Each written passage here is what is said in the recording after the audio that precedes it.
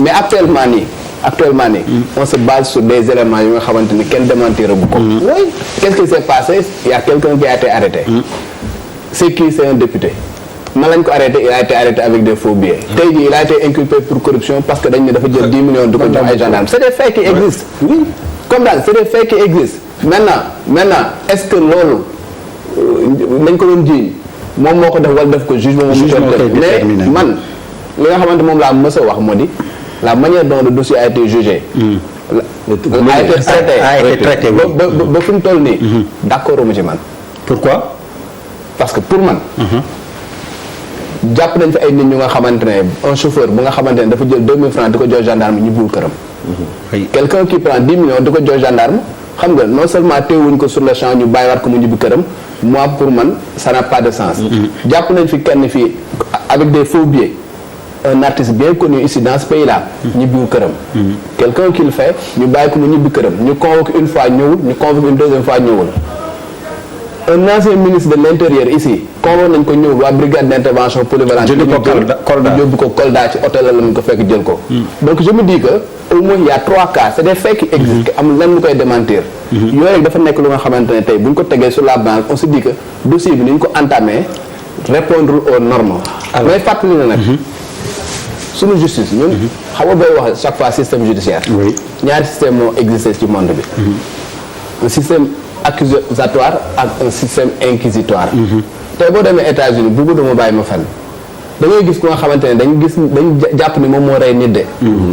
ñu def ay test ADN dinañ ko topp 10 ans avant ñu koy jàpp parce que il faut que ñu jël élément de preuve yëpp. ba am le système accusatoire.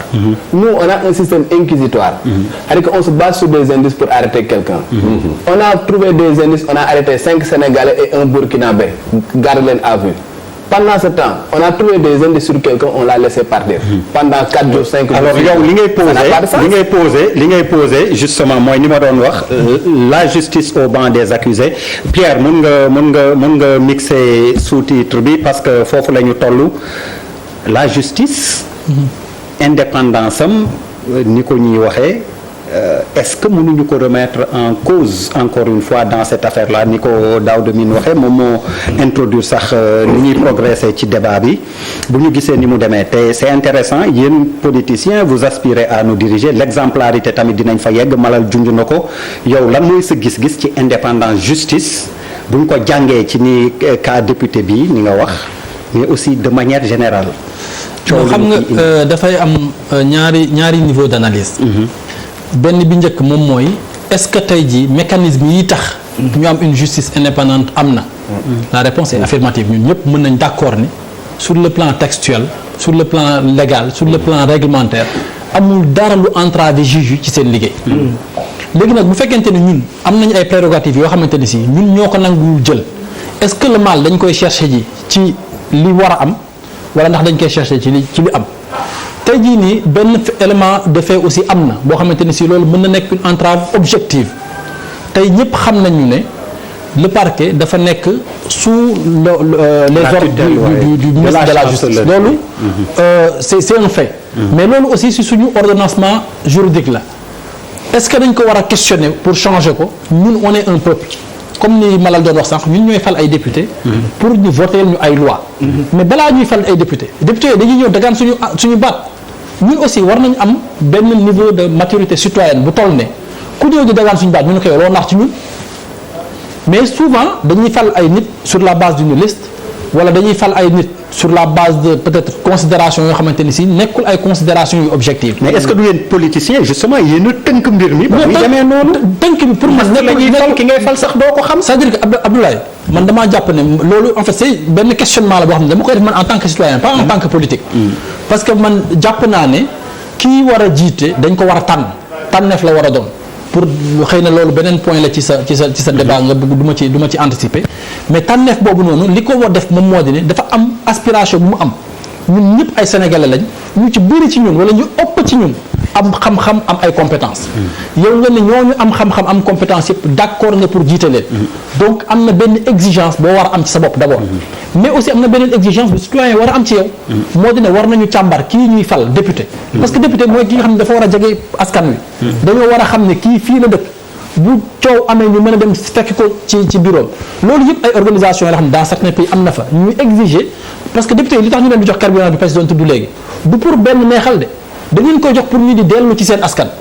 dafa war a am kon benn contrôle a posteriori ndax am na yenn nombre d'heures yoo xam ne am nañ ko ak seen askan yenn dëkk yi dañuy exiger député bi mu am benn permanence. boo xam ne ay bis. yenn bis yoo xam ne dafay nekk par force heure sangam ba heure sangam citoyen mën a ñëw dugg ci bureau fekk ko fa waxtaan ak moom poser ko ay question wax ko seeni doléance mais loolu yëpp ñun sénégalais ñun ñoo war a exigeant par rapport à nos dirigeants. mais par rapport ak li Daouda wax dans ce dossier là sans dugg ni may wax dans le fond est-ce qu'on ne peut pas avoir le sentiment qu'il y a eu au début en tout cas 2 poids 2 mesures parce que c'est un député qui est en cause ni mu wax am na ñu mu dal ñibbiwuñu moom 2-3 fois la doog a est-ce que foofu. non xam nga état bi mu bokk nguur laay wax peut-être état c'est nguur bi mu bokk jéem a ko protéger. non man de li ma gisagum. et d'ailleurs en tant que politique sax xëy na mën na ma tiital. moom moo di ne honnêtement gisuma benn solidarité ci parti politique bi mu bokk. bu ma gisoon ci yeneen faits yu ko jiitu. gis naa ne y a eu des faits peut-être yoo xam ne énoncé woon nañu ko fi. parti bi mu bokk wane woon ci benn bloc. boo xamante comme yéen. bu ma mais en fait y a eu des cas. y a eu des cas yoo xamante ni si. wax nañ ko fi non xoolal ne fais pas de poésie quoi. non def loolu poésie li koy c'est très concret après maintenant nag ku bëgg a interpréter Pape Djibril ay borom xel ngeen ëpp ma leen xel mais dama ne am na ay cas yoo xamante ni si jotoon na fee am. ñu bokk ci benn parti bi ñu jiiñ leen ay mbir. ñaan. comme jiiñ nañu leen. ñañu bokkal. wane benn solidarité mécanique. solidarité boobu noonu gisuma ko ci cas Bougazelli bi. donc mënu ma wax ne. être solidaire de faux. non mais attends. et puis entre nous samay xibaar ak say xibaar non dégg nga même Charles même man samay xibaar ak xibaaram bokkul. man de ci ñi ma am nañu ko seeti.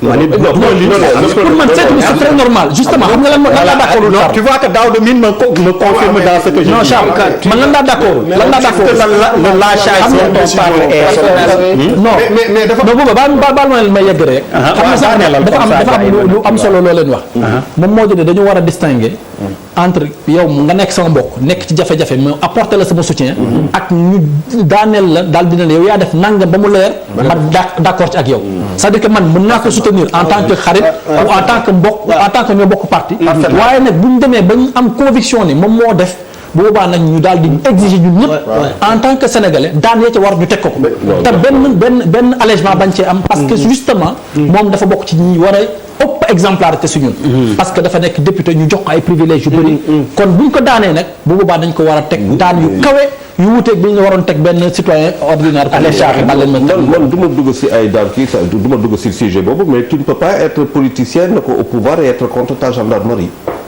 qui a communiqué ça veut dire il faut être cohérent quand tu gères voilà il faut être cohérent donc solidarité boobu dama koy teg de côté c'est un curseur que je ne vais pas toucher xam nga man mon problème mooy que par rapport à cette histoire dafa am ay nouveautés yoo xamante ne dañ ko am dans notre corpus juridique mooy que maanaam bu ñu arrêté kenn foog sa avocat toog problème mais moi j'ai am na koo xamante ne yeneen gox yi Dakar Sénégal am nañu avocat bëriwul de. il y a un cas. te dugg la fekk. effectivement pour avoir dit poster benn affaire. poster benn affaire si lu ma si lu ma jàpp ñu convoqué ko procureur bu dem si kii mais il n'a pas d'avocat il est en garde à vue donc ça veut dire quoi. c'est que non c'est pas important. si un chat il faut l'appeler. non moi c'est pas un chat. c'est un chien. non duñ koy jël si damay demaale. non du question boobu non dama bëgg a dee rek aujourd'hui balaa du ma toog fii di wax par exemple gendarmerie bi comment ça mener est-ce que tey par exemple dans dispositif yoo xamante ne dañ ko jël du point de vue juridique est-ce que quelque part aussi méngoo na ak suñu réalité parce que am ay textes c'est bien. oui même maintenant le dispositif humain mooy de mais yëpp tout ce qu'il faut en termes de ressources humaines ak loolu yëpp pour que loo xamante ne Dakar da nga koy appliquer fii est-ce que mën nga ko appliquer feneen. est-ce que quand tu es à Kolda nga nekk devant une difficulté procureur war la kii est-ce que on a parce que il faut c'est ça l'équité parce que justice aussi dafa am benn sentiment d'équité tey. gendarmerie lu mu dox je ne sais pas parce que j'ai communiqué quand même avec lu mu tudd un gendarme et si lu ma wax ça dire tu vois nettement que quand même liggéey bi def nañ ko mais est-ce que le dispositif que nous avons ne pose pas un problème aussi qui fait que ñoom ils étaient obligés de relâcher le gaz bon peut-être qu'ils ne veulent pas communiquer sur cette affaire-là mais ça pose un problème d'équité.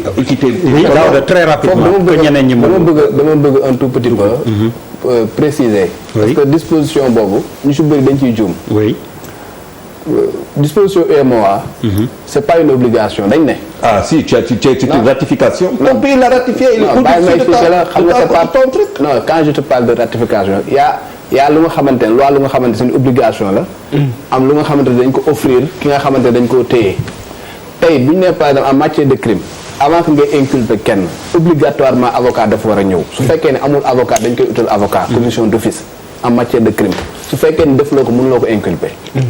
mais sur les autres cas dañ ne yow boo ñëwee dañ la war a informer de ton droit de te faire assister par un avocat c'est ton droit bu la neexee nga renoncer ci bu la neexee nga dem bëgguma avocat non bàyyi ma expliquer la su fekkee ne yow da nga ne dama bëgg avocat ñu ne la wooteel yow boo fekkee ne ku nga xamante ne yow xamuloo avocat amuloo avocat tu n'as pas d'avocat tu dis que man soxluma avocat boobaa dañ koy bind ci PV que ni informer nañ la de ton droit obligation gendarmerie bi lan la pour que mu informer ne am nga droit d'être assisté par un avocat et non pas il faut impérativement que tu sois. Mais dans ce cas d'espèce là c'est un crime wala.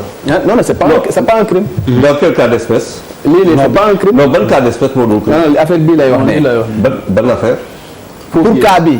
faux billet c'est pas un crime. ça l'est devenu. C'est devenu. mais non comprends ba léegi étape yi du benn. Ici on est dans le cadre de l'enquête préliminaire. Au niveau du doyen des juges il s'agit d'inculpation. C'est deux étapes. Donc on peut être entendu. C'est deux étapes. Non mais je veux savoir. mais il est inculpé pour crime. chef d'accusation yi ay crime la wala ay délit. Première étape. mooy au niveau de la gendarmerie. waaw. la disposition UEMOA c'est au niveau de la gendarmerie ou de la police. que ça foofu lay appliqué wu. fi nga xamante ne le code de procédure pénale daf ne il faut impérativement que tu sois assisté par un avocat c'est au niveau du juge d'instruction ñu war la inculper wala place sous mandat de dépôt. Il y a pas de chance. foofu en matière de crime. Oui. Il faut impérativement boo amee avocat mu ñëw taxaw soo amul avocat dañ lay utal avocat d'office avant un commis d'office kon il y a pas de bu fekkente ne non attends non affaire bi il faut que lu leer sama bopp parce que leeragul ça veut dire man lu ma xëyoon lu ma déggoon mooy que bu la jàppee yóbbu la gendarmerie wala ñu jàppale yóbbu la police tu es en droit de demander un avocat avant de parler. Parce que déjà comme aux États-Unis mbokk man États-Unis voilà loolu au niveau de la police et de la gendarmerie xamaguñu infraction la infraction ñetti infraction moo am contravention délit crime. Au niveau de la police xamaguñu ban qualification la ñuy jox infraction. ndax délit lay doon ndax crime la naan xamaguñ ko. c'est chez le juge que ça se dit. ku mu mun di doon dès que ñu arrêté ko premier kii de garde à vue on lui notifie que am nga droit d'être assisté par un avocat ak ku mu mun di doon. mu nekk dossier criminel mu nekk dossier correctionnel. waaw léegi loolu laa wax ça veut dire moi ma question c'est fekkente ne dañ ko arrêté la gendarmerie l'a arrêté. le gars et que il y a pas son avocat est-ce qu'on peut le retenir d'autant qu'il connaît ses droits. non le gars quand il est venu. waaw. La gendarmerie lui a dit que tu as le droit d'être assisté par un avocat. Il a appelé deux avocats. D'accord. Il a appelé Maître Assane Dioma Ndiaye. Il a appelé Maître El Hadji Diouf. Ils ont fait des déclarations pour dire que woo nañu. À partir de ce moment-là la gendarmerie def na lu mu war a def. C'est pas parce que son avocat n'est pas là que waruñu ko téye wala waruñu ko ça n'a absolument rien à voir pour progresser comme ni ko Mine junjee Daouda Mine est-ce qu'on peut avoir le sentiment d'une justice à deux vitesses dans le début en tout cas de cette histoire de cette affaire. Non mais c'est que xam naa dama génnaat gamme quoi mais man je n'ai pas vu bu fekkee si dans l'interprétation ak li ñuy juger toujours dans tous les pays du monde à chaque fois da ngay dégg il y a une justice à deux vitesses bii pour les wala pour les autres. Je commence par les États-Unis tu vois des concitoyens américains qui disent que qui sont pas d'accord sur le jugement wala qui pensent que il y a une partie pris faveur loolu dafa am de façon globale mais lii am fii c'est la finalité qui est importante c'est que man j'aurais tiqué j'allais sortir même de ce territoire bu fekkoon ne amul suite quoi ñu toll ci ay mun na am ak mun na am mais aujourd'hui dañu nekk ci benn procédure judiciaire bu taxaw quoi quand même parce que il y a un député qui a démissionné